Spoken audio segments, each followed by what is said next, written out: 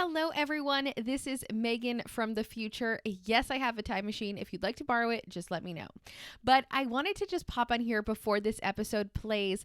This episode is with my wonderful friend, Olivia White, and we recorded this in November of 2021. So that was a minute ago, okay? So my podcast setup was still a little not with the program, and the setup in general was still a work in progress. So before I let this episode play, I just want to let you know that this is worth the listen. The audio might be a little bit off, but I'm here to tell you, sit back, relax, and take in all of this wonderful content and real conversation where we talk about navigating body image, different friends, keeping friends, making money, and learning who we are through it all. So I hope that you find this episode something that you can connect to. And I'm going to go ahead and stop talking and let this episode roll. This is the season of You Talkshow, where putting yourself first is always in season. Life is bound to suck at times, and that is why I made this space where you can learn tips and tricks to navigate the suck. In this space, we honor and grow through seasons of singleness, seasons of sadness, seasons of celebration, seasons of hope, and also seasons of nope. So go ahead, crack open a Celt with your new BFF and life coach, Megan herself, me, and let's dive into today's show.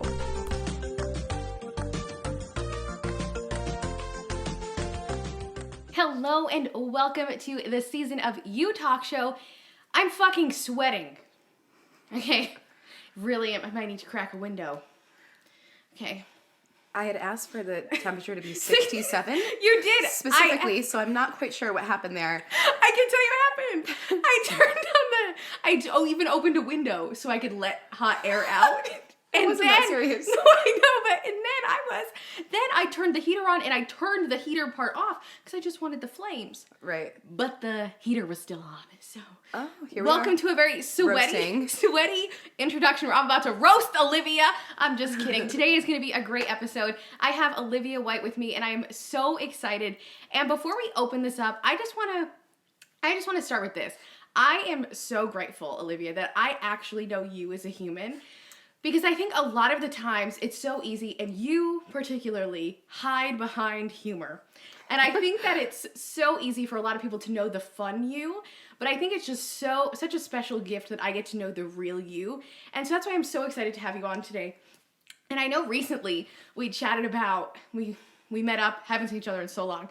We met up and we just had 4 hours worth of conversation. And one of the conversations we had was just about how much potential we both knew we had, but we never expressed it.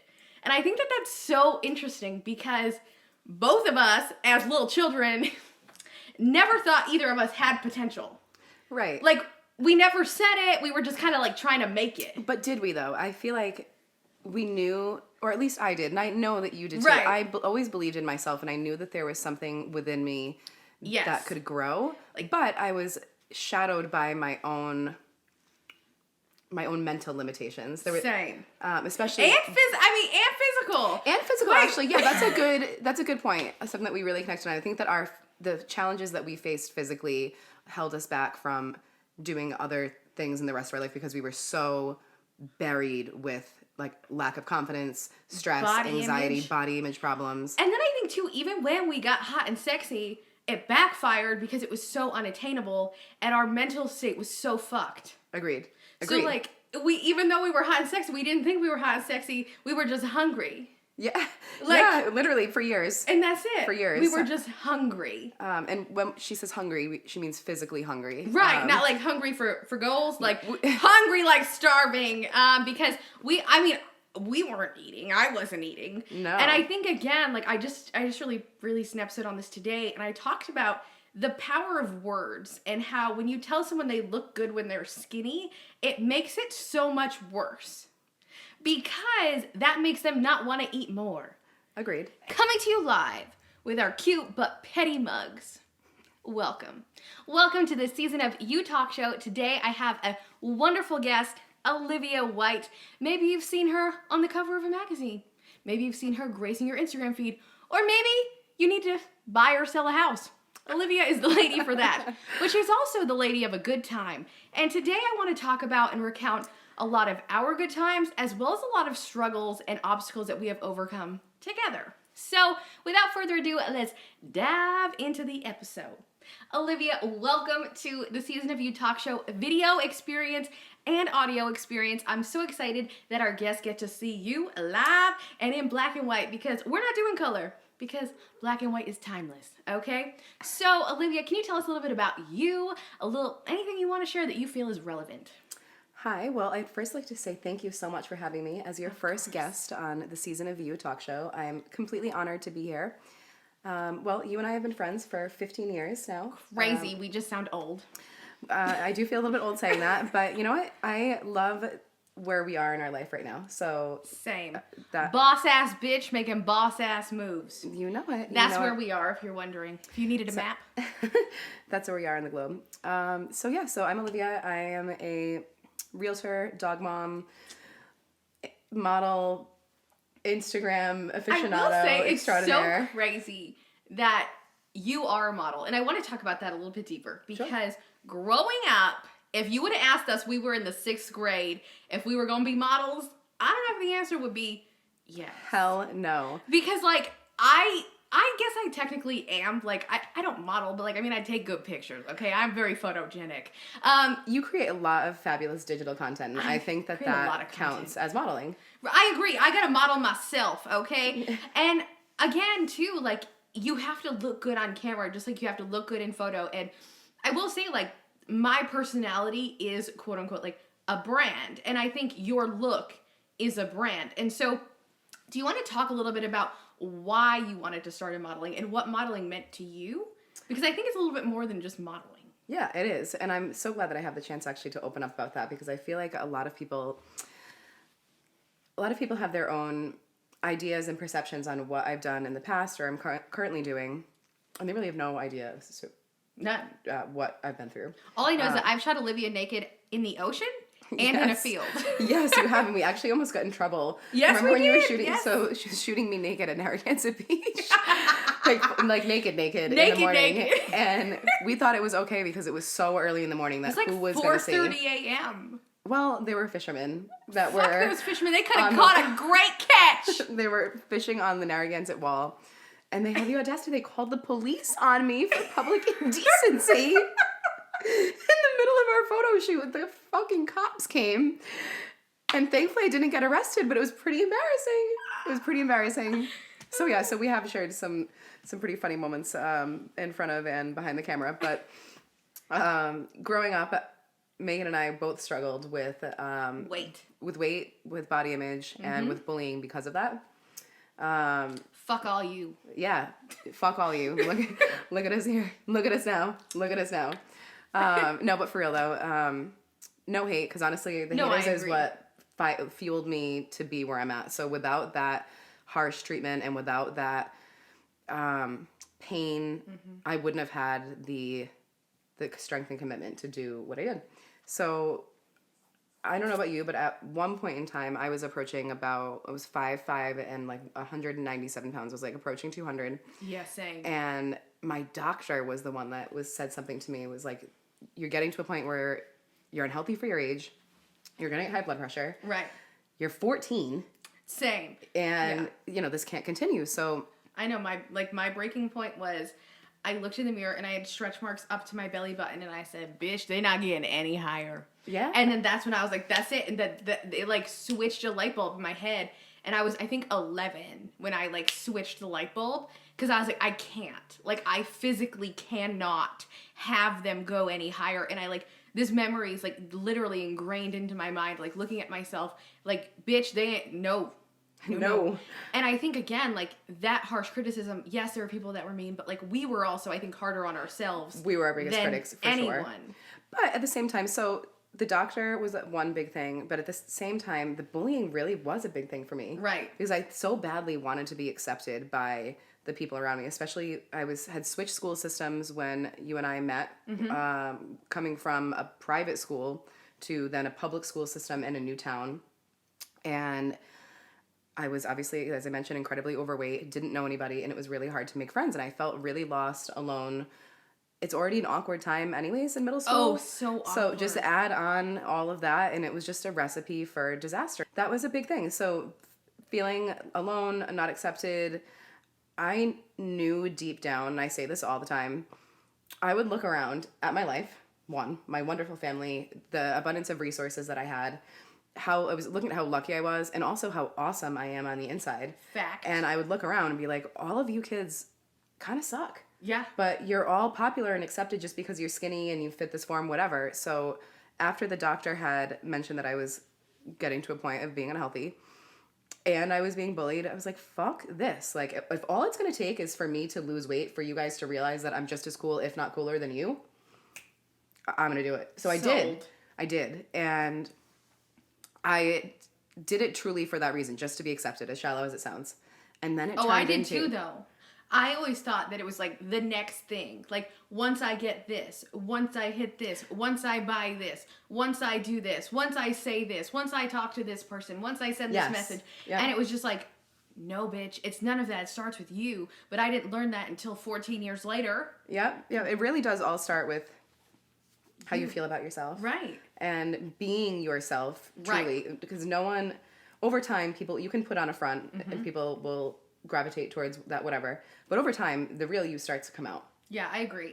But yeah, I think that time in life was one of my most valued journeys because of the struggle. I think that and I not to toot my own horn or anything, but I grew up very blessed. Yeah. I really did not have, I don't have any struggles with money. Although my parents were divorced, I had a very loving family. I had a wonderful sister, and although I was bullied, whatever, when it came down to it, I really did have good core friends. So there was no need for me to really have grit. Right.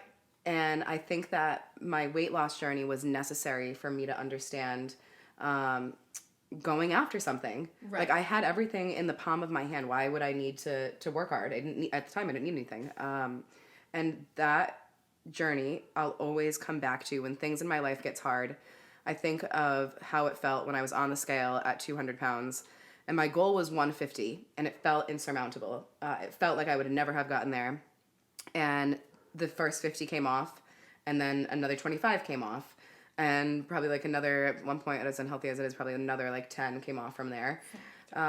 Real thin. But it was a big hill that I felt like I would have never been able to climb, and then I did, and now I always fall back on that when, like I said, when things get hard. So why do you think that your weight loss journey was so important when it comes to who you are today? I know it gave you grit, but did it give you perspective at all? It did. It gave me perspective mostly on myself. Right. And it gave me perspective on other people too. It gave me a big perspective on like, wow, you can actually I just felt so powerless. I felt so helpless at the start of it. So it definitely gave me a perspective of my own inner strength. And then it also gave me a good perspective on how shallow people can be and how meaningless their opinions were. Because once I did lose the weight, that's when the modeling started, and that's when things like really started to kick up. And those same people that I was actually doing this whole weight loss thing for, like trying to be accepted by them, by the time that I reached my goal, I had already realized that I'm like, oh, I'm actually here. Right. Like, I don't even want to be friends with you guys anymore because I have bigger and better opportunities. So thank God for the haters, because had it not been inspired by them, then I wouldn't have been able to go on the journey that I did. I agree. I think my weight loss journey was so inside.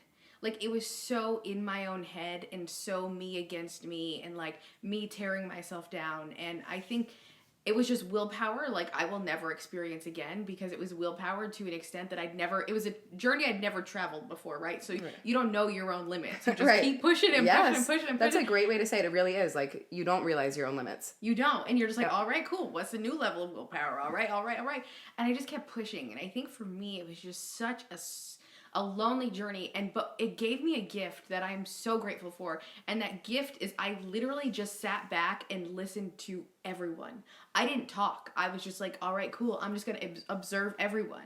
Like, in social settings, I'm like, all right, I'm out. And everything, all right, I'm out. And I just watched. And now I have this power of understanding people. You watched how people had perceived you after your weight loss journey? No, I just watched how people interacted without me in it. Okay. And I just was like, all right, cool. You do that over there. I'm just going to watch how everyone is interacting. And that allowed me to have emotional intelligence.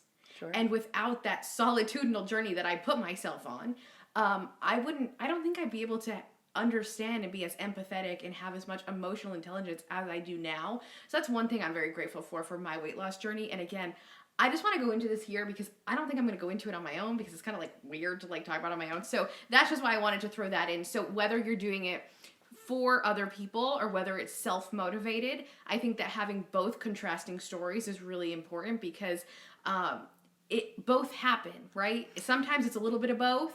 Right. The outcome was the same. The outcome was the same. We both learned a tremendous amount about ourselves. Mm-hmm. We learned a tremendous amount about other people. And then the skills that we had to have to get through that journey, like stuck with us for the rest of our life. So although the motivations were different, the journey and the impact was still the same. Agree. And, you know, again, look at us now. Look at us now. Look at us now.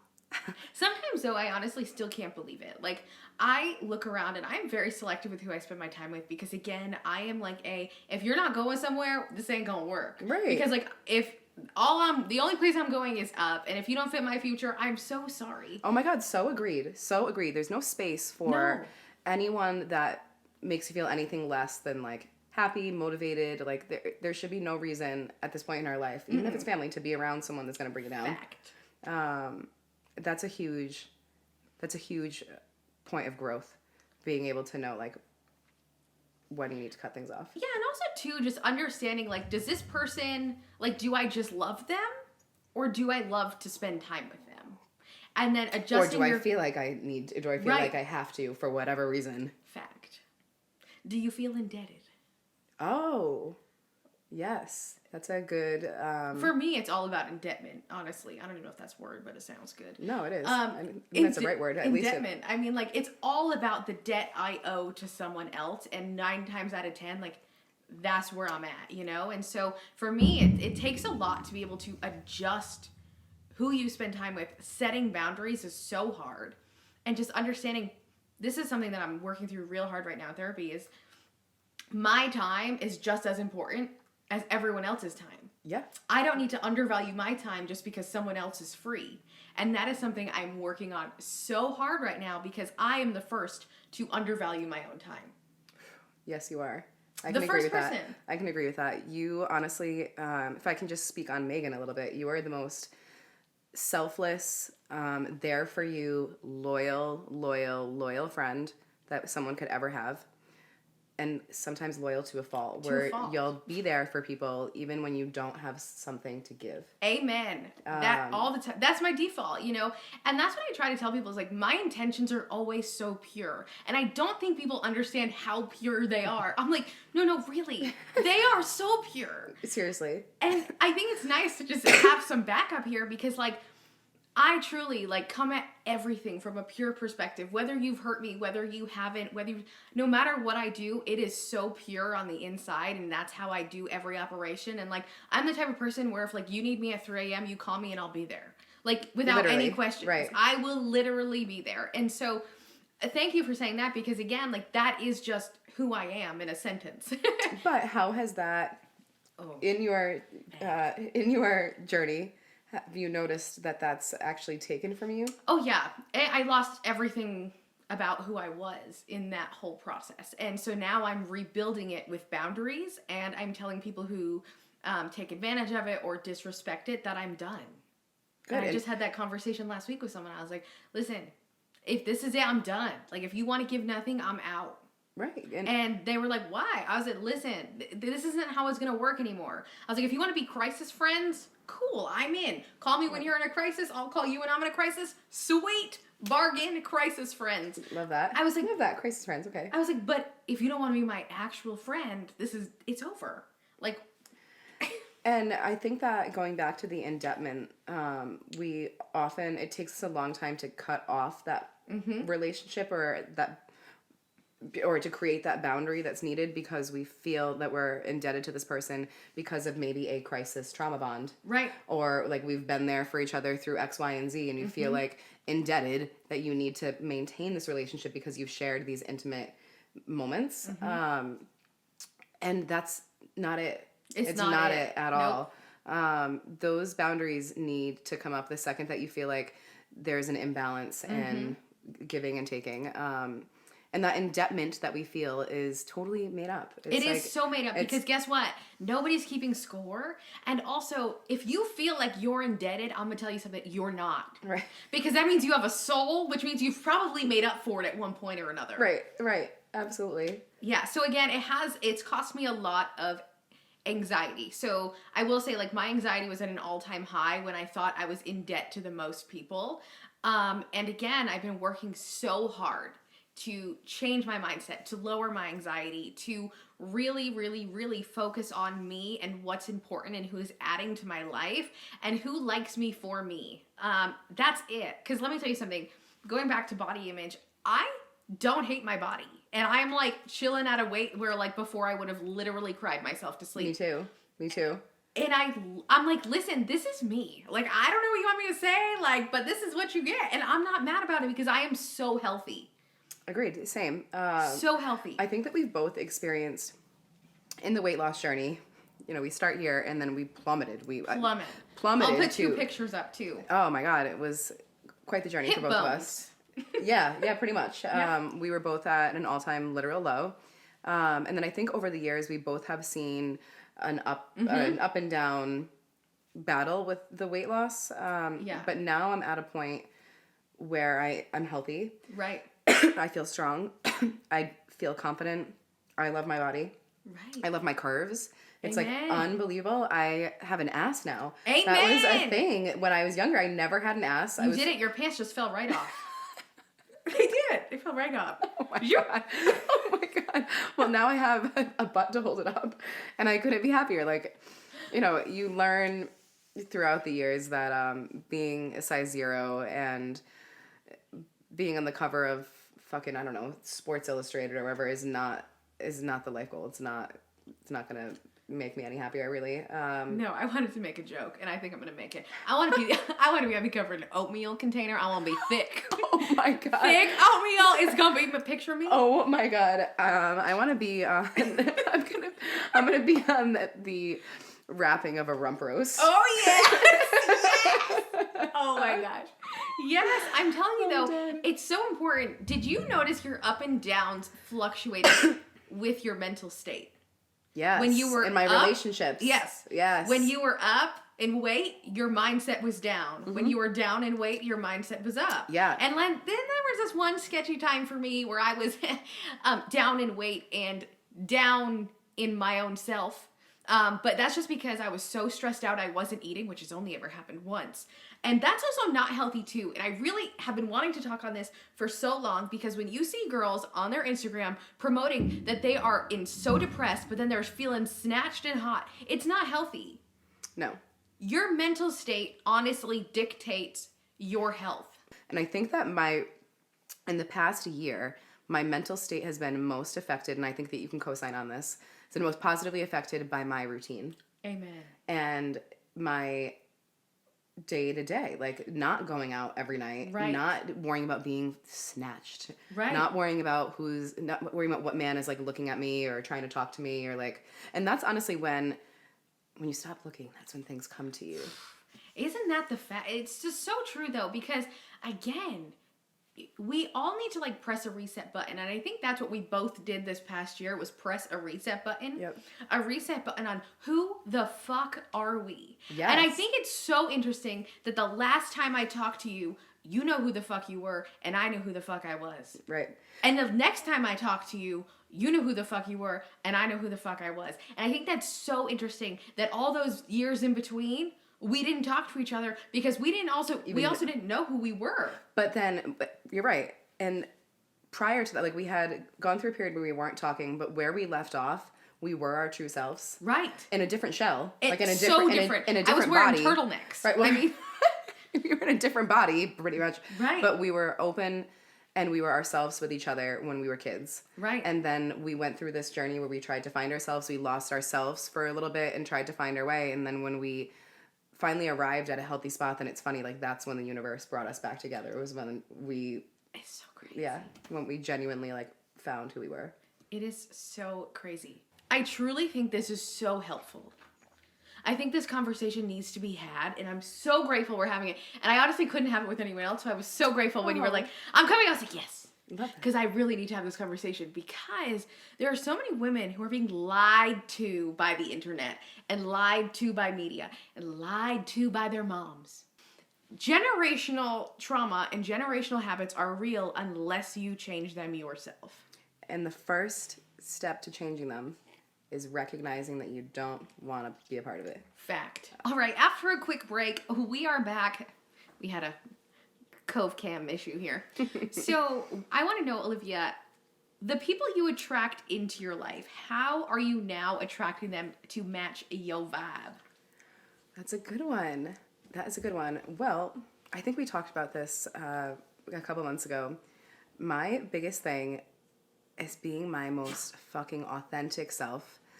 And what does that look like? For me, it's making money. Amen. It's making money. That's really what it boils down to, as terrible as it sounds. It's not, It's though. not. It's not. So for me to be my most authentic self, it took for me to have my heart broken, be living with my parents after I bought a house and was renovating it, but I was living with my parents nonetheless. Single, sad, also unhealthy, went on like a little bit of a weight spike because my mental place was fucked up, going back to what we were just talking about.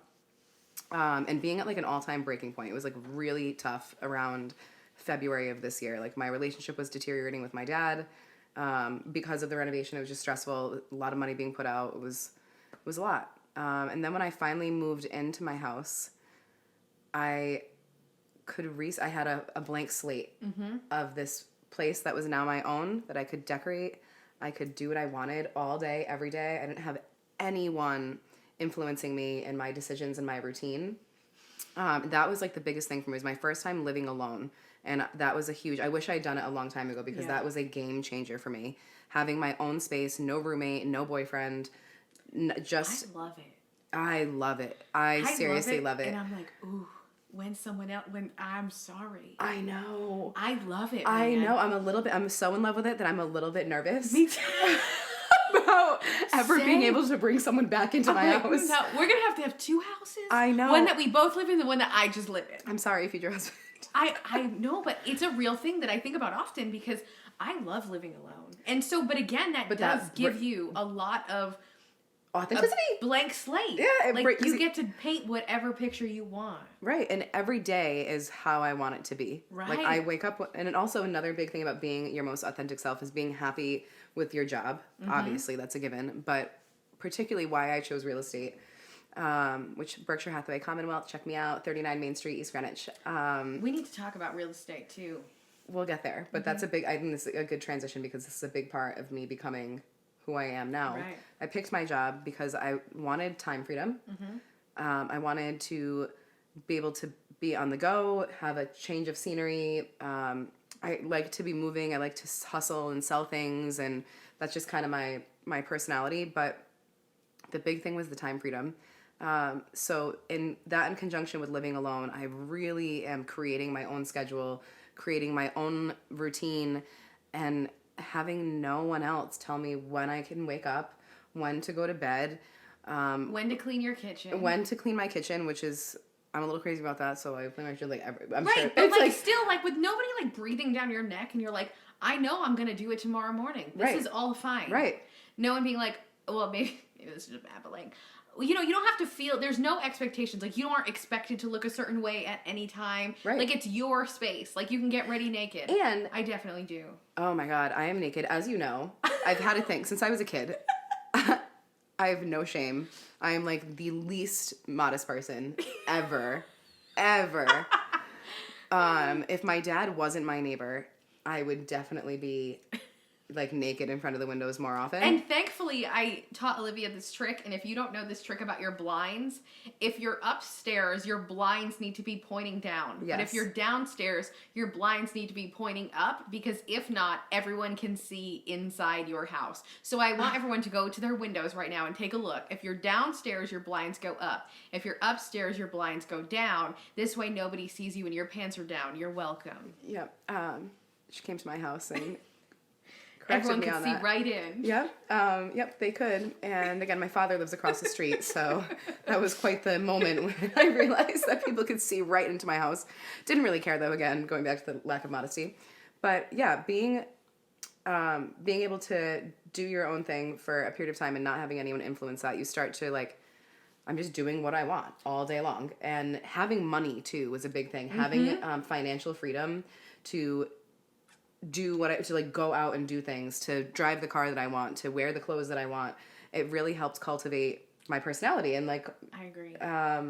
That's really what it boils down to. It was like freedom in every aspect allowed me to be me, which required money, time, freedom, space, like a home. Right. And it's so unique because that'll be different for everyone. But for me, it's literally virtually the same. I used to depend on people because they would promise me the fucking world. Yep. And then they wouldn't even give me like a fucking pebble. And right. Then I was like, all right, sweet. Now I'm depressed and broke. Right. Yay. Yeah. And so I think for me, once I realized like this is in my control, nobody's coming to save me. I need to save myself. Yep. That's when, again, your most authentic version has to come through because you don't have another option. Right. And it's just you. And it's just you. Right. Now, I want to ask you this because I think this is important. When you were in a relationship before and you didn't really know who you were, what do you think your general mood was like? Hold on, the question again? When you were in a relationship. Yep. And you were not your most authentic self. Yep. What do you think your mood was like? Tense. Now, what is it like now that you know yourself? Well, it's the most like free, go with the flow. I don't feel that I have to deliver anything. Like I'm not tense. I'm the most relaxed, like just me. And that, I think we said earlier, like a big thing with being you is that from the start is that eventually the real you is always going to come out. Right. So if you try and be this person that's on like this image that's online, or you're trying to fulfill some sort of like personality that's like similar to this person's friend group or like similar to what they like or whatever, that's all well and good, and you can maybe mask that for a couple months, but eventually like the real you comes out and then things fall apart and it'll never work. So now that I'm living, I know that I am my most authentic self. Like I just feel relaxed, free, happy. I feel like very in love because I know that the person that I'm with knows me truly, like there's who I am, and they actually enjoy that, and they like, and that's the only way it would be. And I think being prior to this point in my life, when I was single, I was unhappy and anxious, and my living situation was all screwed up, and I was just jumping into a relationship just to fill that void. And then once this year happened, and I went through like a bad breakup, I was living with my parents, like everything was just all screwed up. And then when I started with that blank slate and I filled that void on my own, I was like, I can be single, I can be in a relationship, like I'm good either way. But I'm just gonna be me, and if someone comes my way that it works, then that's great. I'm not gonna push that off, but I'm certainly not looking for anything because I'm happy right here. And that's really how right now is how I attract the people around me, is like I am my most authentic self, and if they vibe with that and they come through, then that's gonna just naturally work because I'm already being me. If they fuck with that, then it's all well and good. I agree, and I think that one thing you have done so well, something that like I definitely have not, and so that's why it's so easy for me to see, is I have seen that no matter where you're at though in your life, you still have the same consistent people in your corner. And I think that that's so interesting because again, even as you evolve, you still have a lot of the same faces, and it's a lot of people who again know you for who you are and support you for who you are, even if maybe you're not running towards the same goal. You still respect each other on so many other levels, and I think that's something you do so well, is just keeping people around you and allowing them to feel safe in your space. Thank you. While still leveling up yours, and you're like, come with me. Yeah. Or not, I'll still be here. Right. But I love that whole like come with me thing is very big for me, and I try my best to bring the people up around me, and when I'm up, I want everyone around me to be up. Mm-hmm. And when I'm down, the people that I have in my corner are there for a reason, because they still keep me afloat. Right. And that's like huge. So I have this thing where as an adult you realize that you have friends that you get to choose, and then you have friends that are just endorsed because they have been around since you were a kid. They're like your family. They are like your family, right. Right. And those people that have consistently been in my corner are the friends that I typically didn't choose. They were like the ones that just the universe like brought into my life, and they'll never leave, and that's that. But also back to setting boundaries, there have been people that were family that I had to cut off. Right. So, yeah, I think that that's one of my most like sentimental valued things is hanging on to and having respect and honor for like these longtime friendships that I've had, people that knew me before my weight loss, people that knew me before modeling, before having a house, before any of this. And I don't have the variety. You know, I have like depth in a few, but I don't have the variety. And I think you have a variety of people. I have yeah.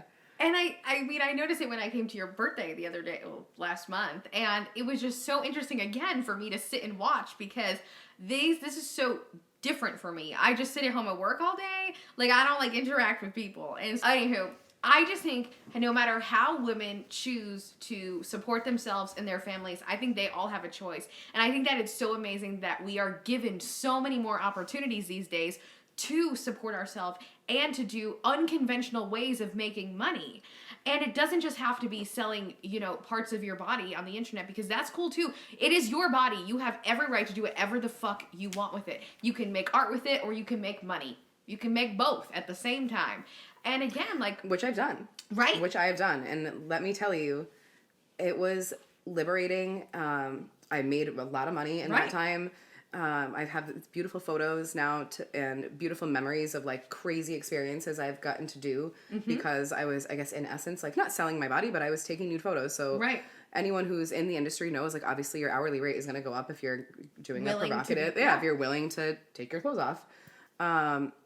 Now talking about the end game and the long game, I was very young when I started that. I was like, 18 to 22-ish when I was doing that, and I didn't think about the end game. And now in real estate, I'm going through my Instagram, like, in the depths of my Instagram, cleaning things up. I'm like, wow, what was I thinking? Like, was it worth the $700 to have now my body out there? I guess in essence, I do sell a part of me for a living. I sell my voice. I talk all day. And you sell your heart and your, like, your genuity. Like, you're so genuine. So what is the difference? My voice and my brain. The sexualization. Right. But again. Sexualization, for sure. Sexualization is all just something made up. Somewhat. I mean, then again, I don't know. A boner is a boner. The whole thing about, like, the whole thing, though, that gets me is, like, creepy people. Yeah. I couldn't do the creepy Oh my people God. part. That is like a huge thing that I was thinking about recently when I was going through my pictures, cleaning things up.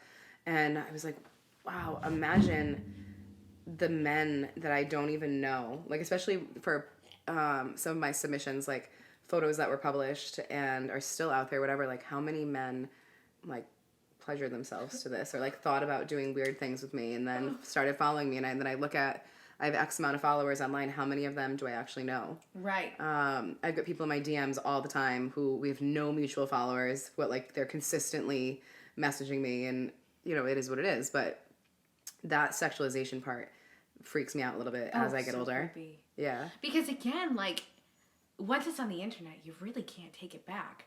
But it's just, and again, intent is everything. And I think I need to start by saying that. Intent is everything. I have pictures of me on the internet where my shirt's up, my butt's out, and I'm flexing.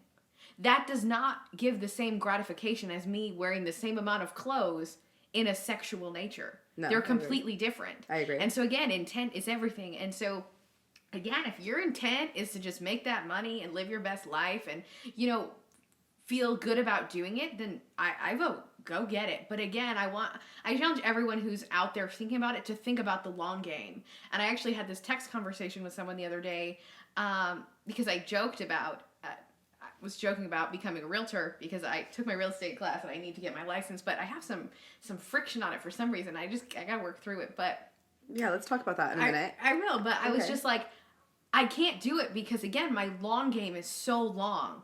Like, my long game isn't tomorrow, it's not next week, it's not next month, it's not next year. It's in 10 fucking years. And is Megan in 10 years going to be grateful that I put out Nudie Judies? No, she's not. Right. And so, again, it's just something that if you are wanting to do it, just think about, in 10 years, will this be something that I want out there? Because you can't get it back. Agreed. It's like your virginity, except a lot more public. Oh, my God. All right, next topic. Oh, my God. But again, it's a real thing plaguing, like, it's a real thing happening to women and a real opportunity for them to make money. And as two women who like to fucking make money, I think it's important to talk about. No, I agree. I think it's also, if you were to give advice on how women can make money, what is, like, the top 3 things you think of? I'll go first if you want. Yeah. So for me, I think if you're a woman needing to make extra money, discover a skill, okay? I am on the online world and I work in the online space every single day, and people pay high for one skill. Learn how to be a VA for a specific company. Now for me, I'm thinking about selling voiceovers on the internet. People love this voice. I don't know where it came from, but people love it, okay? So you love it too, you're right here now listening to me. But again, like, I'm thinking about selling voiceovers. I can do that so easily. I do it for my real job. It's something that, I have available to me that doesn't take a lot of effort. Right? What can you do? You can go out and you can start a cricket business. You can do an MLM. Now, I want to have somebody on to talk about MLMs because, I don't know, I have mixed feelings. I think that for me, right now, I heard this advice the other day, and I think that if you are trying to start something new, I think you should listen to this advice really closely. One customer. Do one thing. So if you want to do an MLM, go all the fuck in, okay? If you want extra money, one customer, one solution, one channel. Okay, one customer, let's say 27-year-old with acne. Okay, one solution, a Lumi spa. Links in the comments. And then one channel, I only post on Instagram. That would be an example. Because when you try to get lost posting all these places and doing all these things, it gets lost in translation and then you reach no one. So if you are trying to start something new, think about one customer, one solution, one channel. Right. I think my biggest advice to women who want extra money is to ask themselves, do you actually want it? Because... Do you need it? Do you want it? Well, no. A lot of people will say, I want money. I want to live this this great life. I want a Chanel bag. I want whatever. Mm-hmm. But they're not willing to put in the work to do it. Fact. So that ultimately means that you don't really want it. Right. You need it. You need to want it. You need to want it. So that's was my biggest thing of how I always knew, 11/11 every fucking day since I was 10, my wish has always been, I want to make money. That has always been something that I put out there. I always I grew up in a very affluent home and I felt like this is the life I want, baby. Yeah, but it was I could have not. I could have taken that and been lazy and felt like I didn't. But I've had a very maskulaine part of me that wanted to be just as successful as my dad. And even when I was a kid, I didn't want to be the princess. I always wanted to be. I always played the queen. That was. Yes, you did. I was queen. Always. I always wanted to be at the top, and that was just something that was in me. So my biggest advice to women who say that they want to go get it is look inside and see, do you really want it? Right. If you do really want it, then you need to look at yourself and say, am I willing to sacrifice my time? Am I willing to sacrifice friendships sometimes? Friendships. Am I willing to sacrifice maybe my current job that's not serving me? That is a big thing, is taking the leap of if you're not getting paid and you're not making the money that you think you deserve, especially in today's market, start looking elsewhere. Don't get frozen and paralyzed in your current position just because you're comfortable. Right. I found myself bartending for way too many years. And although I loved hospitality, I was working in a cigar lounge for 3 years, breathing in smoke every day. lot. It's a lot. 8 hours a day. I worked there 5 days a week. And it you was have a to lot. think about the tax it takes on your body long term. Kind of like the last thing we talked about.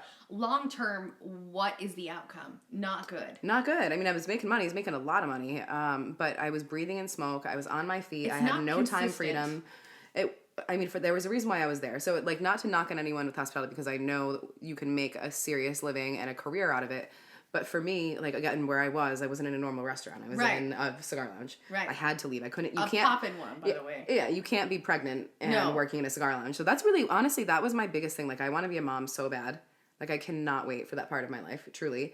And I was thinking when I was making the career jump of what is something that I can do while I'm also a mother. Mm-hmm. And real estate was something that stood out to me because there were already so many powerful women who were moms on the scene. And also, you just think about the logistics of it. Like, you can physically go show a house when you have a baby in the backseat or when you have a baby inside of you. Like, Right. You don't have to take time off of work. And that's I really think about those details when it comes to, I'm very serious about my success and I'm very serious about my future and having a family. Because you can have both. Oh yeah, and I will. And that was a big thing in my last relationship was, I'll never forget, my ex had said something to me, like, we were in a fight and he said, you know, what are you gonna fucking leave me at home with the kids and you're just gonna go and, like, you know, make money and whatever, like, you're gonna be a terrible mom, basically. And I cried so hard and I, like, grit my teeth. I'll never forget it. And I said to him, I could be the fucking CEO of a bank and still be a good mother. I was so mad. I was so mad. So now my personal, like, especially, I'll never forget that he said that. So, like, personally, that was a huge thing, was just being able to make money and be a mom. And I hope that other women feel the same ability, because you can do it. Like, you totally Right. can. You don't need your husband to keep you No. afloat at all. I just did a budgeting podcast that will come out too, and we were talking about how it's so important that you set yourself up for success, because you can find yourself in a situation where you have 2 kids, you're a stay-at-home mom, and you're fucked. Yeah, and your husband's cheating on you. Right. And you realize you've got nowhere to go. You either stick around with the guy that's cheating on you because he's paying your bills. Or what? Or you have some self-respect. Right. And then you build it up step by step and know that the money that you get and the people that you meet and everything that you bring into your life, it won't be instant. And I think that's like something that people, gratification is I think huge. that's something that MLM sells so hard, is like, join this team and you're going to make so much money and have so many friends. And I'm like, But is it sincere? I don't want friends. Okay, No. cool. Like I'm straight. Okay, and like also the money part. Like I'm cool with the money part, but is it smart for me right now? Is something that you need to ask yourself often. I think, like, is this aligned with me right now? I had to take a step back and realize that I was posting too much shit, and I was like, none of this makes sense. Pick something, Megan. Right. And that's what I did. I picked Cafe Confidence because I'm so hyped on helping women who feel like they have nothing left to give. Like, it is literally my soul mission and calling. And once I found Jesus, we, like, made this up together, and I'm here for a reason. Like, my vulnerability is my superpower, and being able to talk about it so openly and just bring people in on my journey is just something that I'm not willing to back down from. So that's where I'm going. I agree. And I think that that's going back to being our true selves. That was something when you were younger, you could be very vulnerable, and you were very open, and that's what made us so funny and goofy, and were so great. But then when you were going on that journey with insert name here. Yep. And, you know, doing your thing, you closed up, and that's when we and not because we didn't stop becoming friends because of that, but it was just right. No. I no longer had friends. I no longer had family. I no longer had anything. And so if you see your friends disappear, check on them. They are not okay. And make an effort too. That's I try, and I think it's because I'm so confident in myself now too. I can, like, typically this would give me a chip on my shoulder, but I have some of my friends, girl, you know who you are, who have been, like, buried in work, have been retracting, like, within a relationship. And me a few years ago would have gotten a chip on my shoulder and been like, oh, like, fuck her, like, she's not calling me, she's not answering my text, blah, blah, blah. But it's genuinely concerning me, and I'm making an effort to call her even when she doesn't call me back. Like, keep dialing, like, make an effort for your friends, because when they're withdrawn, sometimes you got to like really chip away. And if you care about that person, it's worth it to like put your pride aside and try and get through to them. Because let me tell you, their world is so different than yours at this moment in time. Like, they're in a dark basement. Right. And you may not even know where that basement is or how to get there, or... And just reach out and help. So again, like, I truly think that was something that for me, I was promised so much by so many people. And finally I was like, fuck everyone. I'm ready to believe in myself and do the damn thing. And, you know, I don't have that many people like, you know, like rah-rah-rahing me, because I'm like the best hype man on planet Earth. Okay, like, I don't care what anyone says. I'm a great hype man. Yeah, I actually like one of those things where it's like hype woman, connecting, like support people all around you. But I don't really have that for me, because again, my love language is just giving the hype. And I have learned that not everybody gives hype. Actually, really nobody gives hype. No. And so it's a thing. Why do you think that is? It's a thing because why would they hype someone else up when they aren't hyped up themselves? If they need a hype man, how are they supposed to do the hype? Right. For me, that's something I'm so good at, and I always have been. I'm like a cheerleader through and through of supporting people when I can't even support myself, which makes people not check on me. And I am going to go through a pretty hard season here over the next few months. It's Christmas, and then my nephew's passing, and then his birthday. And I looked at someone, my crisis friend, and I said, bitch, be here for the next 2 months, because I'm going to need you. I was like, 2 months, all I'm asking you is to show up for 2 months. After that, I don't really care. For 2 months, please show up. And she's been showing up, and I'm honestly impressed. And so, again, I truly am. And so, it's important to know what you give out isn't what you're always going to get back, but you still need to build your own business up, build yourself up, even if you're not getting it back, because maybe the people you're giving it to aren't capable of giving it back yet. And aren't capable of maybe giving back in that way. Right. But they have their own way to pour back in. Right. And that's also something that I had to identify as like, as I grew up in relationships, friendships, huge in relationships was that not everyone's, language is the same, not necessarily love language, but like not everyone's like communication skills are the same. People don't need the same things as you, and what you get out is not necessarily what you put in. And if you have that expectation, if you are putting out because you think you're going to get that in return, then you're now not being yourself. Now it's not sincere, and it's just setting yourself up for disaster. And then you're just going to get salty. Right, you're going to get that chip on your shoulder. Yeah, and you're gonna... It's not it. The only way to make it work is by showing up and knowing this isn't always going to be equal, but do I feel good? Showing up for yourself. I have to do a gut check all the time. Does this make me feel good? Does this person make me feel good? Is my time spent well? If the answer is no, I'm like, what the fuck do I do to fix it? Right. Can I fix it? Is this worth fixing? Is this something worth my time? And again, these aren't easy conversations. Body image, making money, owning who you are, changing friendships. None of this is easy. No. But it's needed to evolve into the next version of who you are and how you show up for yourself and with yourself. Right, in the next season of you. The next season of you. Because it's a season of talk show, even during the season of suck. That's in my intro. Oh my God. I'm telling you, because there's a season of suck, and there's a season of joy, and there's a season of accomplishment, and there's a season of singleness, which, like, again, is, like you mentioned earlier, you have to be open to possibility. And when you're open to possibility, it finds you. And that's what you were saying about your relationship that you are in right now, is that it's something you weren't looking for, but it found you. Right. And because I was being me at the time, or I'm being me now, like I still am, but because I was being me when I stumbled across this person, it naturally worked out in like a very healthy, like fabulous way, because he's very much so himself, I'm very much so myself, so there's nothing that's coming up, nothing that we're hiding, because we met as each other, and hopefully we'll remain as each other, and that, you know, that's it. And that's even with friendships too, and work relationships and stuff. And big in real estate, I had to like check myself a couple times this year of trying to like be this professional. And a lot of times people just want you to be human. They want you to be you. They want you to be, you, and want you to be human and like be relatable and easy to approach. And you don't necessarily have to show up wearing a fucking tweed suit and a $1 million watch every day. They just want to know that you're not going to fuck them over.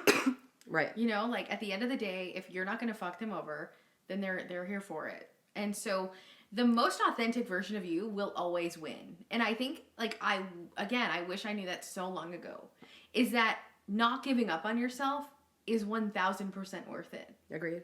Now, what made you touch that belief you had in yourself? Like, the belief that you knew you could make more money. What made you reach and grab it?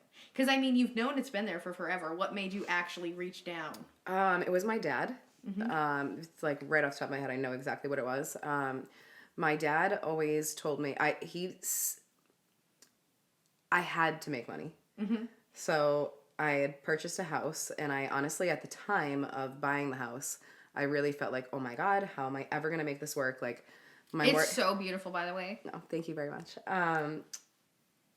You know, the house costs X a month, which was way more than what I was used to paying, and I had to make it work. Like, I had to. I had this fabulous opportunity to move in and start my life and whatever, but the only thing that was holding me back was like, all right, but you got to make this mortgage.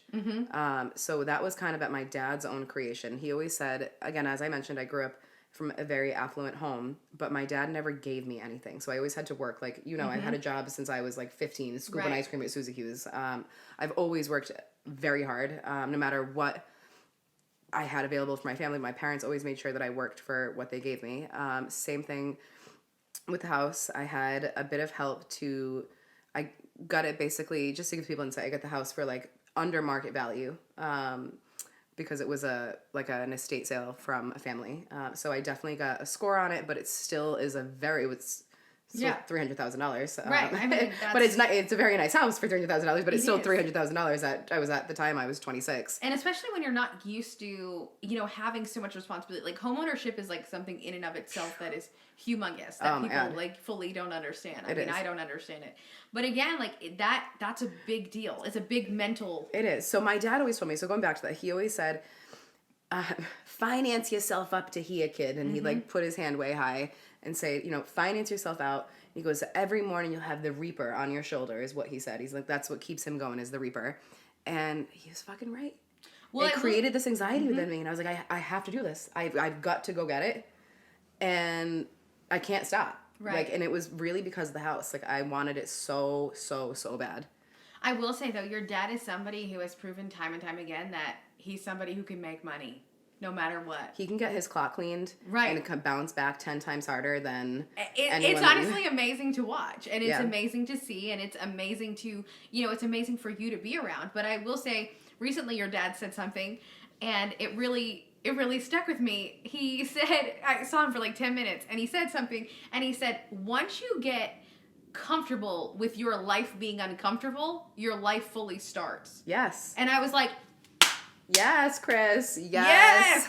It's so true, though. Now, the reason why people stay stuck and they stay in relationships and they stay in a job is because they don't want the uncertainty, because that's uncertain. Right, and that's just the thing about going back to women with making money. Like, you have to take the risk, get out of your comfortable, uncomfortable job, get out of the job that's underpaying you, get out of the relationship that's not serving you. Right. And you just got to make the jump into the end. I think that's the biggest thing that holds women back, honestly, is that feeling of uncertainty and being nervous to like what's going to happen? You're going to go in debt? Being worse off than maybe where you're at now, which is the biggest concern, I think. But I'm going to tell you. No risk, no reward. Right. I'm going to tell you something.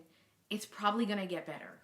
Yeah. Like, if you make a smart decision. Right. If you make a smart decision. And then another way to save money, too, is look at how you're spending money. Like, recently, I did this whole thing. Like, I make a good living. Okay. Yeah, you do. It's like unbelievable. And I just got a raise. Oh my God, a raise from where you were at? Let me just say, I was shocked. I was not saying that I was shocked that you could make that money, but I was shocked. It was unbelievable. You have a great job. I do, and I'm really grateful. And but somehow I was ending up with no money, and I'm like, where the fuck's it going? Right. And so I recently started looking, and I was like, oh my gosh, I spent $800 in subscriptions last year. Oh my God. I spent $380 extra at Trader Joe's that I didn't need. I spent this, I spent that. And so that made me, now this month, like if I go through the whole like budget system, I'll save like a lot of money a month. And so sometimes it just takes looking at where you're at and how you can improve it and committing to it. Right. And then when it comes down to because those moments guess what? It sucks. it does suck. Like, it's like the worst. I have to like commit to $60 of groceries a week. Are we joking? Like that's like unheard of for me. Like because I only eat at home. Like I eat every single meal at home, and so for me, I'm like that's not a lot. And so again, it's just understanding that it's gonna suck. Right. You're not gonna live a lavish life. Like if you want to get where you're gonna get, sometimes you need to eat shit, but you also need to put yourself in situations and around people who can bring you to the next level. It's not just about eating shit. It's about eating shit and making yourself closer to the sun. Yeah, absolutely. That's just the thing is, everything has a cost. Mm-hmm. Everything in life has a cost, whether it's monetary, whether it's a cost of your time, whether it's a cost of your emotion or your thoughts. Everything has a cost. And if you want to make it to the next level, then you have to examine what am I willing to give up to get there. Right. What are you willing to give up? I was willing to give up going out to dinner. I was willing to give up clothes, which fashion is like my thing. Mm-hmm. I was willing to give up services. That was a big thing, ladies, like examining like how much money am I spending on facials, my nails. Oh my God, for like, I'm getting my nails done actually tonight, so I can afford it now. But there was a time where I did not get my nails done for like 2 years because I just couldn't. I was like painting my toes and painting my nails. But, it just was too much. So I'm willing to give up. I was willing to give up like everything. I think for you, it's so important to know that your power to make money lies within yourself, but you also set boundaries around it. And I'm willing to, like I said, I'm willing to go for broke. I'm willing to give it all up because again, like if you don't know what eating shit feels like, you'll never actually enjoy the good stuff when you get it. Right. And I think that not enough people are willing to go for broke. Right, and if you aren't willing to go for broke, if you're not willing to eat shit, then you'll never get there. Newsflash, you've got to eat shit in order to make it to the top. Like, now, you've got to... How do you feel about being 27 and not having children? Oh, I'm fine. Because sometimes I hear my internal clock ticking. Oh, no. Do you hear yours ticking? No, I don't. No? Nope. Oh. No, I don't. Well, maybe I do. I don't really think about it. I physically feel it. Like, I dream. I feel it ticking. Well, I dream about my children that I don't have yet. Yes. Like, I literally, like, will have dreams about having kids. Like, it's like I know them already. It was like when I turned 25, literally, when I turned 25, I all of a sudden was like, okay, I want to have kids. Like, I didn't even, I never want to have children. I am socially acceptable to have children now. It wasn't even, I was in a relationship, a different relationship than, at 25 was in a very different place. But my ex and I were like, I was always, I don't want to have kids. Like, I want to make money, travel the world, blah, blah, blah. I said the same thing, though. I know. And then I woke up and I was like, this isn't going to work, bro. Right? Same. So I like woke up and I was like, so ex, I think I want to have children. Like, is that how do you? And it was like, no, it did not work for him. Same thing. Oh my God. Yep. And then since then, I don't know. I can't wait. But I got to a point recently this year, where I'm moving with work. Like things are going very well. And I literally was so happy this summer, single, that there was some time, the thoughts went through my mind of like, I could do this by myself. No, I was thinking I could have a child by myself. Oh, I want to adopt a child for sure. I could adopt. I could even do like a sperm donor. Like you could, 100%. I would be happy to do that by myself. Like if it doesn't work out with a man, like not perfect marriage, but I'm not going to settle for a marriage just so I can have kids. Same. I'm not settling. Listen, I am who I am. If you don't like it, I'm sorry. Like, right. This is you're not changing. So I agree. Like, you could do it. Yeah, no, and that's another thing, ladies, is that it's 2022. You don't need a man for anything. You can literally, like, I am on such an independent path that if, like, again, say I get to that point where I'm 33, 35, and it's like, all right, I still haven't found a really good, loving husband. Fuck it. I'm having a kid on my own. I'm having a kid anyway. I'm having a kid anyway. I agree. And it'll be me, Henry, and my child. Like same, me and Coven, baby. Yep. But I agree. I think it's so weird because I feel like there's like these two avenues. It's everyone who had kids when they were 21, and then everyone who's still still childless. Right. I feel like there's like two avenues, like people who now have toddlers, and then it's so tough being friends with the friends that have toddlers. Like I feel like a bad friend because our lives are so different. And although I'm very nurturing and I love children, I am still on this single path. Oh, yeah, like, it's me. I'm drinking on the weekends. Yeah. I'm smoking weed. I am having sex. I am, I am having... I'm doing all the things. Yeah, I'm living my fucking life right now, so it's hard to connect with my friends who... And I feel like a bad friend. I really empathize with where they're at. Like, I don't understand how little Susie, bit little Tommy at school. I'm sorry. Great. Go, Susie! I know, and I, like... I know that when I'm a parent, I'm going to want to talk about them and show pictures all the time. But for now, it's so hard to relate to. I feel like I could spruce myself up in that respect and like be more there for my friends that have children, for sure, because it is a big definition. It's huge though, because again, like there's pressure though in both areas. There's pressure when you're 19 and have a child, and there's pressure when you're closer to 30 than not, there's no baby in sight, okay? And that's like me, like sometimes I'm like, I'm perfectly cool right now. Like I am living my life. I'm so grateful. I'm so happy. I'm grinding. I'm getting closer and closer to who I'm supposed to be every single day, living out this mission that me and Jesus are working on, And I think that, again, I wasn't able to commit to something bigger than me until I committed to something bigger than me. And that's when my whole life changed. And that's why, like, now, but I'm not going to lie, like, I still hear it. Like, I hear my internal clock fucking ticking from time to time. Well, can I ask you, when you say that you're on your way to becoming who you're supposed to be, does that include being married and being a mom? I'm definitely supposed to be a mom. I have maternal instincts that just ooze out of me. Yep. Like body odor, I'm telling you. Like I hold a baby and like the baby just like falls asleep. Like I am like the baby whisperer, and like I have maternal instincts galore. And so like I know in my soul like I am supposed to be a mom. But again, like I also know that I need to respect myself and not settle for anything that is less than. Like I don't like camping. I will never pretend to like fucking camping. So, just so everyone knows, if you ever want to date Megan, you're not camping. We're not. Hotels. I like to camp in hotels. Oh my God. With clean shower heads. If the shower head isn't clean, have you ever been to a hotel and the shower head's dirty? Yeah, so part of me not being me, I have gone camping before. I have gone and stayed at like, shitty Airbnbs where I'm like, can barely even sleep. For me.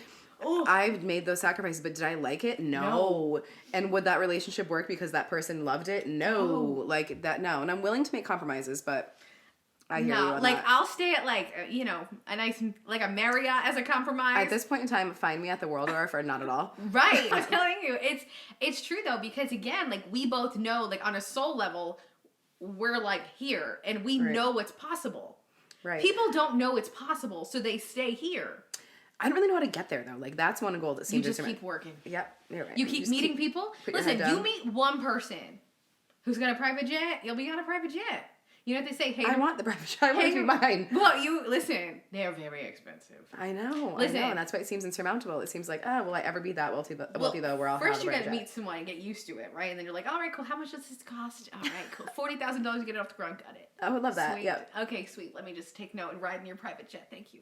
But again, it comes down to relationships and understanding who you are and what you bring to the table and nurturing those relationships, because you never know what relationship is going to bring you to the next level of you. I want you to just take a moment and think about one person who changed the trajectory of your life because you met someone else. For me, every single person in my life who has changed my life has come from someone else. Yeah. My life has. There's one person in particular, like one client that I had this year that I think changed my life.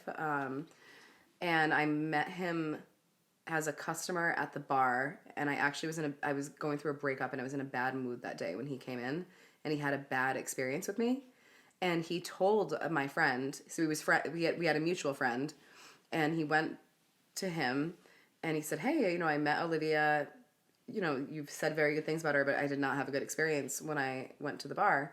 And my friend was like, oh, she's going through a breakup, blah, blah, blah.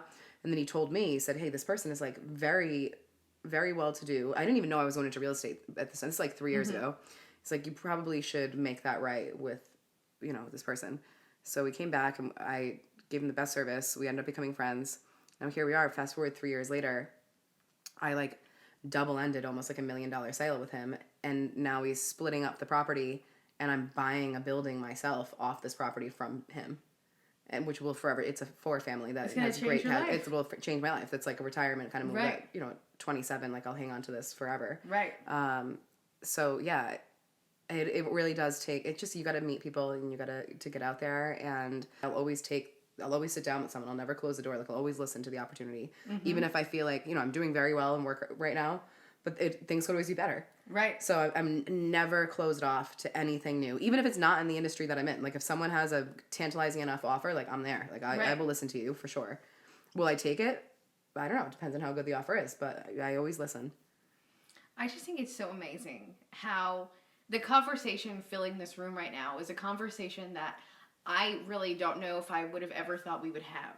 And I think that it's so amazing when you recognize, acknowledge, and celebrate other people who are stepping into who they are and just allowing them to be themselves. That like you can have conversations like this, because I will say for me, like I came back and I was like, I'm literally going to talk to no one, because nobody's going to understand what I'm going through. Like nobody's going to understand that like all I do is hustle. You know what I mean? Because like it's true, like all I do is work. I mean, it is what it is at this moment in time. And so when I caught up with you, I was like, this is crazy. I just wouldn't have like expected that like these conversations would be flooding people's ears and radios and stations and AirPods, even though I think AirPods are ugly. I love AirPods. You don't think they look like Q-tips hanging out of your ears? I've never thought about it that way, but I probably will think about that now. Thank you for that image. It's just so amazing though that like, I guess it's just kind of going back to her thing, like never close yourself off from people or opportunities that you don't know, because you can meet someone again and reconnect and then maybe together change lives. And I know recently Olivia's like, Megan, come with me. I want to get rich together. Are you not afraid to say you want to get rich? Because I'm not afraid to say I want to get rich. Yeah. Let's do it together. Absolutely. And so I think that's important too, is just being open. Agreed. And I think that the universe naturally aligns you with who you need to be with and the opportunities that need to come your way. And that's a big reason why I always take up the opportunity to hear someone out. And I feel like you and I are very aligned in our life right now. And that's another reason why we naturally came together and it worked out the way it did. We used to be part of a trio. Right. Me and Megan. And my cousin was actually the piece that connected us. So we met through someone else. I know. It's crazy. And, God bless. We miss her very much. Right, and congrats on your new baby. I know. Love you. Congrats on your new baby. But if it wasn't for her, like, we wouldn't have connected and met. And just to be open, like, I was a new kid in town. Like, you didn't have to come meet with me, or Alicia didn't have to introduce us. And, being open and accepting led to now a 15-year friendship. That I'm just so grateful for. And I'm just, again, if you feel like you're alone, if you feel like you have nobody who understands you, just start knocking on conversations. And I think one that really grabbed us when we reconnected was the idea of spirituality and God, and like understanding like what isn't, like what have you experienced, what have I experienced. And again, like it's going to be so different from everyone. And she was telling her stories and I was just like enraptured, and I was telling my stories and she was like, what? And so again, it's just important to know that there's so many different levels you can connect on, and not one person is going to be your everything. And you can have friends who are your hustle friends. You can have friends who are your spiritual friends. You can have friends who are your going out friends. Crisis friends. Right. You can have friends who are your crisis friends. Like you get to choose how those people add to your life. And like Olivia was saying earlier, it's like you have people who are like your friends, and then you have people who are like your family. And you get to choose with your friends who have a purpose, what are they adding to my life and what am I adding to theirs? Right, and where do they fit in? Right. That's huge. And I think that going back to the spirituality part of it, even if you have differing views from somebody, which we have slightly different views on the spiritual end, there's still, what I noticed is that we're still kind of heading in the same, like, although the ideals are different, or the metaphors are different, it's still all the same. And just because you, again, have on paper it's different, doesn't mean you can't still agree. You still feel the same. You know what I mean? Like, I think, like, again, like, something that happens that you can't see is something that happens that you can't see. You have to believe it. Right. It all comes down to belief. And I think that, again, in any encounter of anything, you need to know what was true in your soul and go from there. And I think like you experienced things that were true in your soul, I experienced things that were true in my soul, and from there they are technically along the same lines. And so I guess I just want to ask you this one question. Why, when you were growing up, did you love big words?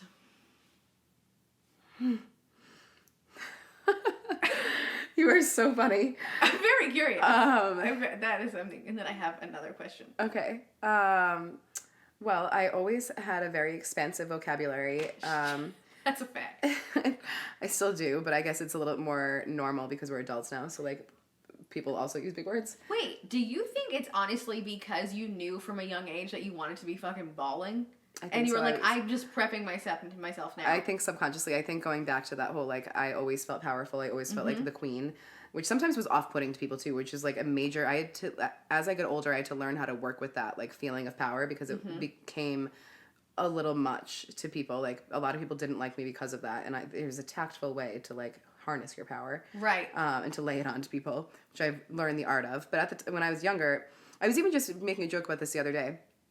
When I was a kid, I would, like, go to Macy's and I'd look at, like, tweed suits. Yes, you would. And I would tell my mom that I wanted to wear a tweed fucking suit at 14. And she's like, you've got the rest of your life to wear a tweed suit, honey. Like, you're not going to school in this. Like, people already don't like you. I mean, but even the fact that you went into Macy's and you found interest, I feel like is it just shows telling in and of itself. Right. I always knew I was intelligent.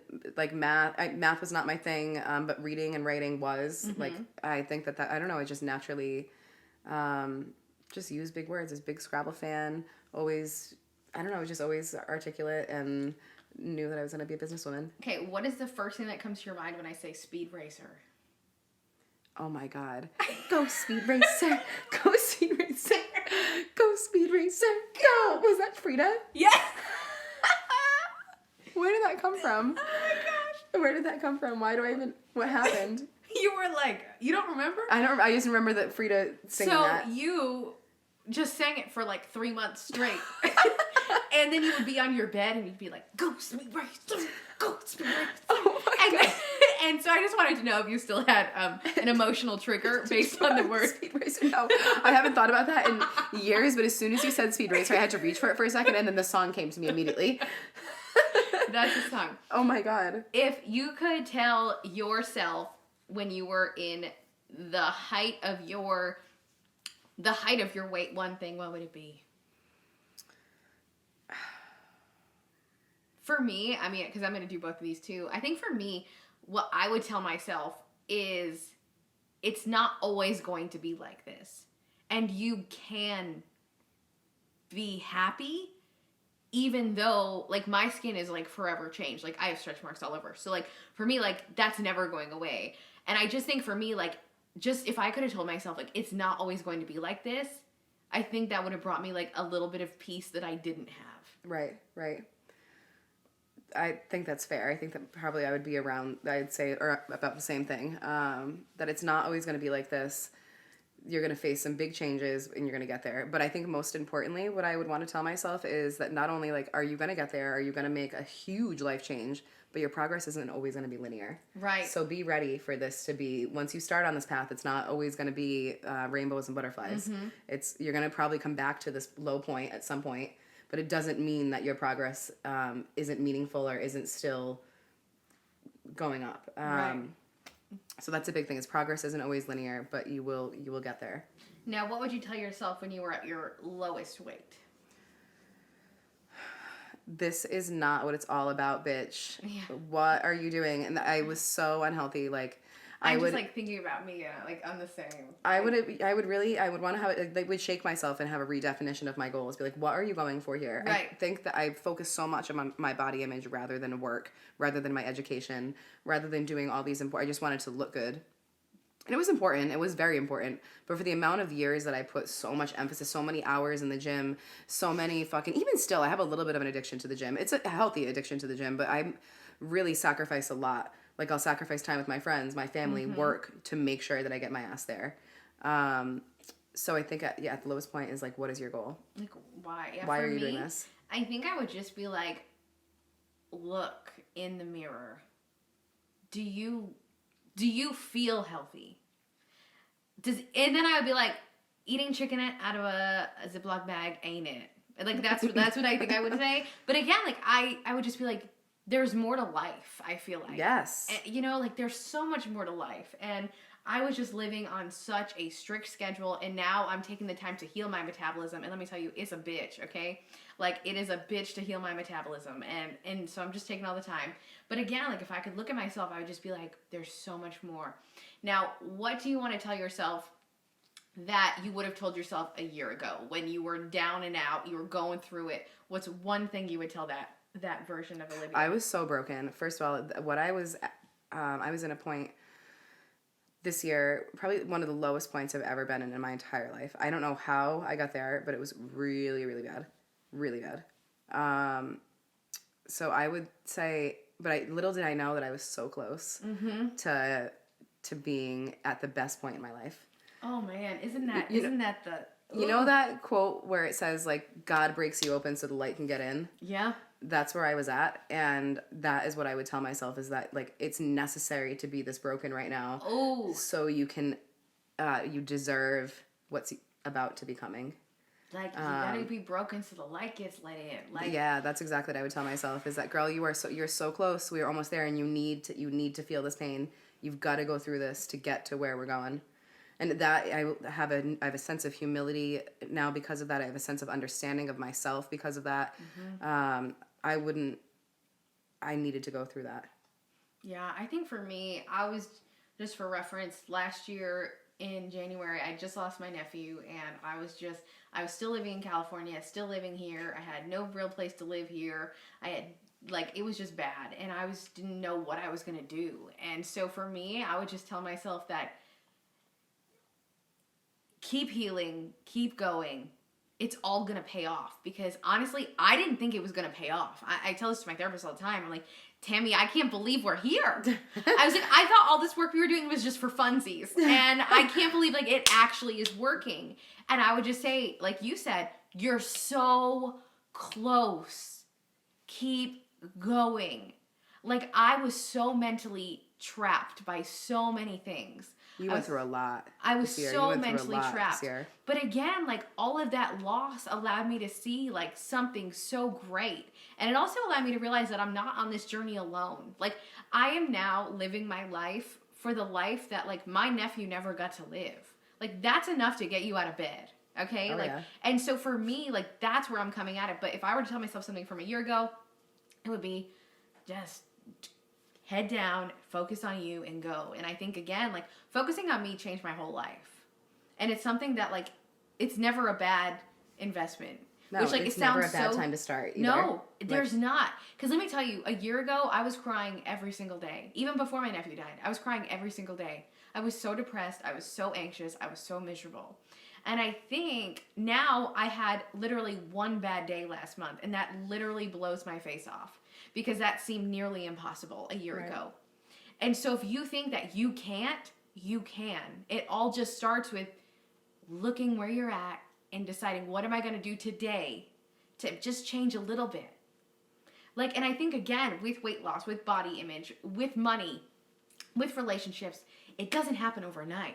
No, it's all about the delayed gratification. That was a big thing that my parents taught me. My dad in particular always told me, you know, fuck the instant gratification. You want whatever is going to pay off down the line. Right. Especially now in real estate too, just so you all know.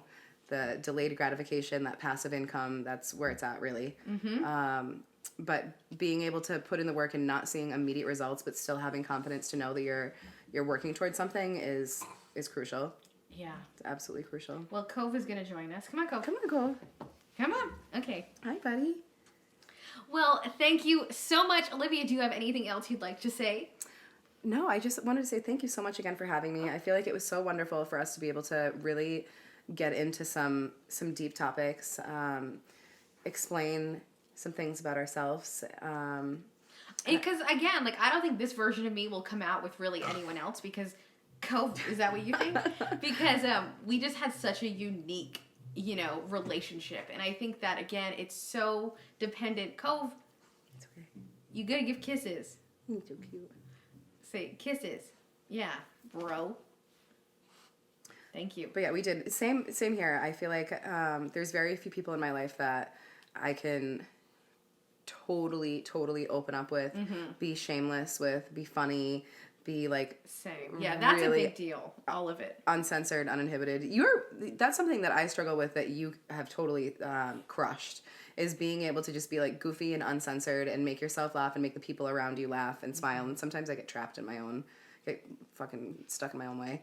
Yeah, I will say. I don't know why. It's definitely a defense mechanism. Because if you're fat, you have to be funny. Okay, like I mean, like so I just honed the skill, and God. I'm just paying off the benefits now. Love it. But I do just want to say thank you again for being on here. I know that everyone who listens is going to get so much out of this. I know personally for me, I'm so grateful we got to have this conversation. So again, thank you, Olivia. I cannot wait to see where you are in 6 months, in a year, in 5 years. Oh, likewise. I'm so happy to be able to kick off this podcast, because we all know this is going to blow up, and now here I am. I get to be on it. It's amazing. Can't wait. I do have a 100% female audience, which I'm here for. Oh, I love that. Awesome. 100% female. I have, my Instagram is about 90% male, so I think that this is going to change your metrics a little bit.